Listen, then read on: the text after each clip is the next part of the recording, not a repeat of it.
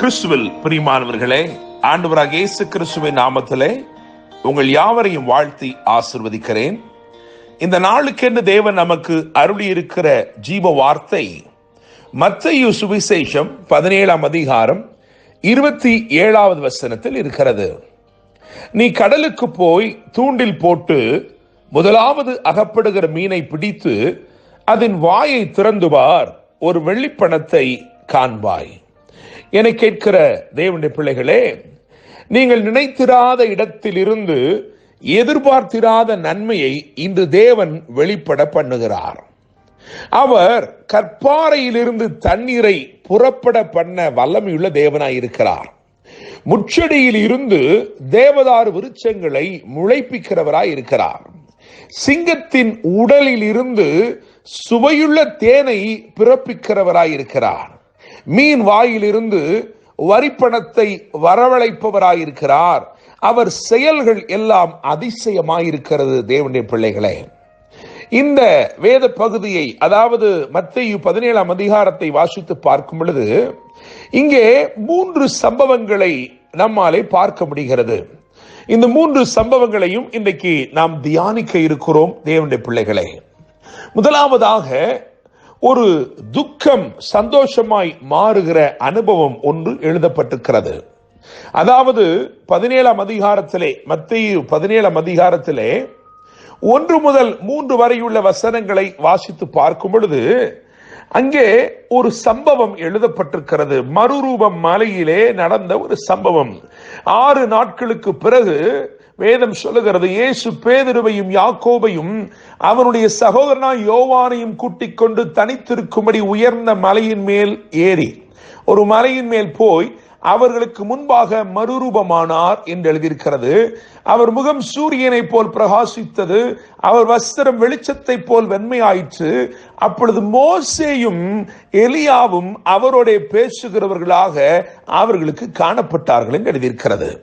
என கேட்கிற தேவனுடைய பிள்ளைகளே, இப்பொழுது இந்த வாசித்த இந்த 3 வசனங்களின் அடிப்படையிலே ஒரு சத்தியத்தை தியானிக்க போகிறோம். துக்கத்தை சந்தோஷமாய் மாற்றுகிற தேவன். காரணம், உபாகமத்தின் புஸ்தகம் 3ஆம் அதிகாரத்தை வாசித்து பார்க்கும் பொழுது அதில் விசேஷமாக 27 மற்றும் 28 ஆகிய வசனங்கள் இப்படி சொல்லப்பட்டிருக்கிறது. ஆண்டவர் மோசே இடத்திலே பேசுகிறார், நீ பிஸ்காவின் கொடுமுடியில் ஏறி உன் கண்களை மேற்கிலும் வடக்கிலும் தெற்கிலும் கிழக்கிலும் ஏறெடுத்து உன் கண்களினாலே அதை பார். இந்த யோர்தானை நீ கடந்து போவதில்லை. நீ யோசுவாவுக்கு கட்டளை கொடுத்து அவனை திடப்படுத்தி பலப்படுத்து. அவன் இந்த ஜனங்களுக்கு முன்பாக கடந்து போய் அவனே நீ காணும் தேசத்தை அவர்களுக்கு பங்கிட்டு கொடுப்பான் என்றார். கவனித்து பாருங்கள், எவ்வளவு வேதனை நிறைந்த வார்த்தைகள். நியாயப்பிரமாணத்திற்கு கீழ்ப்பட்டிருக்கிற மோசேக்கு தேவன் இப்படியாய் ஒரு கட்டளை கொடுக்கிறார். அவன் தேவனை முகமுகமாய் கண்டவன் மாத்திரமல்ல, தேவனுடைய வீட்டில் எங்கும் உண்மையுள்ளவன் என்று சாட்சி பெற்றவன். ஆயினும் உபாகமம் 3ஆம் அதிகாரம் 27, 28 ஆகிய வசனத்தின்படி ஆண்டவர் சொல்லுகிறார், நீ இந்த யோர்தானை கடந்து போவதில்லை. உன் மூலமாய் நான் பெரிய காரியங்களை செய்திருக்கிற போதிலும் நான் அருளும் கானானுக்குள்ளே நீ பிரவேசிப்பதில்லை. நீ இந்த ஜனத்திற்கு அதை பங்கிட்டு கொடுப்பதில்லை. உனக்கு பின்பதாய் எழும்பின யோசுவாவே அதை பங்கிட்டு கொடுப்பான் என்று சொன்னபோது அது எவ்வளவு துக்கம் நிறைந்த வார்த்தைகளாக இருந்திருக்கும் என்பதை யோசித்து பாருங்கள்.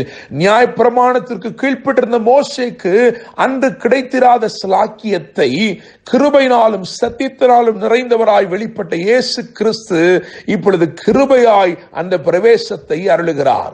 அன்றைக்கு கானானிலே அவன் கால் மிதிக்கவில்லை, ஆனால் இன்றைக்கு கானானில் இருக்கிற இந்த மலையிலே அவன் கால் மிதித்து நிற்கிறான். இந்த மறுரூப மலையிலே அவன் கால் மிதித்து நிற்கிறான். துக்கத்தை சந்தோஷமாய் மாற்றுகிற தேவன். இரண்டாவதாக, மத்தேயு 17ஆம் அதிகாரம் 15 முதல் 18 வரையுள்ள வசனங்களை வாசித்து பார்க்கும் பொழுது அங்கே ஒரு தோல்வி ஜெயமானதாக எழுதப்பட்டிருக்கிறது. நீங்கள் அங்கே 16வது வசனத்தை பார்க்கும் பொழுது அங்கே எழுதியிருக்கிறது, அவர்கள் அவனை கொண்டு வந்தேன், அவர்களால் அவனை சொஸ்தமாக்க கூடாமற் போயிற்று என்று அங்கே எழுதியிருக்கிறது. உம்முடைய சீஷர்களிடத்தில் கொண்டு வந்தேன், அவனை சொஸ்தமாக்க அவர்களால் கூடாமற் போயிற்று என்று எழுதியிருக்கிறது. ஒரு தோல்வி பதிவு செய்யப்பட்டிருக்கிறது. ஆனால் இயேசு அந்த தோல்வியை ஜெயமாக மாற்றினார். இயேசு பிசாசை அதட்டினார், உடனே அது அவனை விட்டு புறப்பட்டது. அந்நேரமே அந்த இளைஞன் சொஸ்தமானான். என கேட்கிற தேவனுடைய பிள்ளைகளே, தோல்வி ஜெயமாக மாறுகிறது.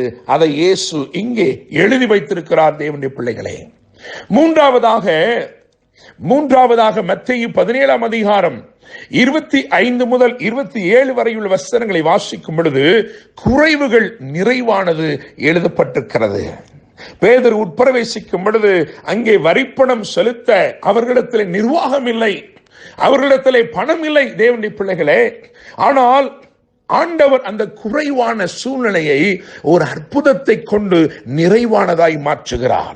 ஆண்டவர் சொல்லுகிறார், பேதுருவே, நீ போய் தூண்டில் போடு, முதலாவது அகப்படுகிற மீனுடைய வாயை திறந்து பார், அதிலே என்னுடைய வரிப்பணம், நாம் செலுத்த வேண்டிய வரிப்பணத்தை அங்கே காண்பாய் என்று சொல்லி ஆண்டவர் குறைவுகளை நிறைவாக்குகிற சம்பவமும் இங்கே எழுதப்பட்டிருக்கிறது.